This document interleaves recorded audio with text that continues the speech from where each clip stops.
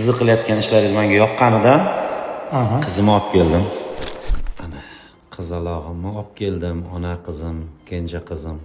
Qizim, sizga sabr tilayman va sizga kuch-g'ayrat tilayman, singlim. Biz yana Hikmat akam oldiga keldik. Hikmat aka, sizni qilayotgan ishlaringiz menga yoqqanidan qizimni olib keldim. Rahmat. Hali siz Hasan Husanimni ko'rganingiz yo'q. Ularni olib kelaman. Ularning tishlari krokodil bo'yatibdi. Qisqasi, bizni butun oilamizni tishlarimizni Xudo xolasa meni aytib va'da berdingiz.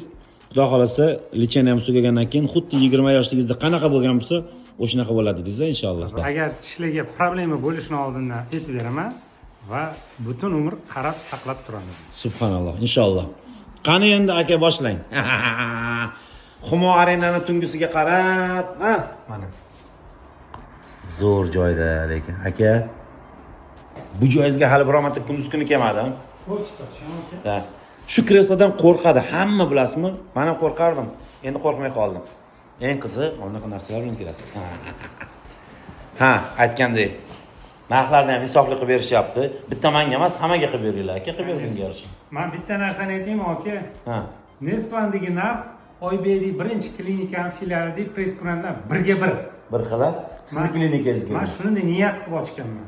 Xudo xolasa. Chunki oddiy odamlar ham foydalanish kerak, aka. To'g'ri. Kelasiz, parkovkaga qo'yib liftdan to'g'ri chiqasiz. Maza qilib antaga xumoringdan tomosha qilib turib, lekin kunduz kuni kelishim kerak. Ertak kunduz kuni kelaman. Inshaalloh. Bo'pti aka.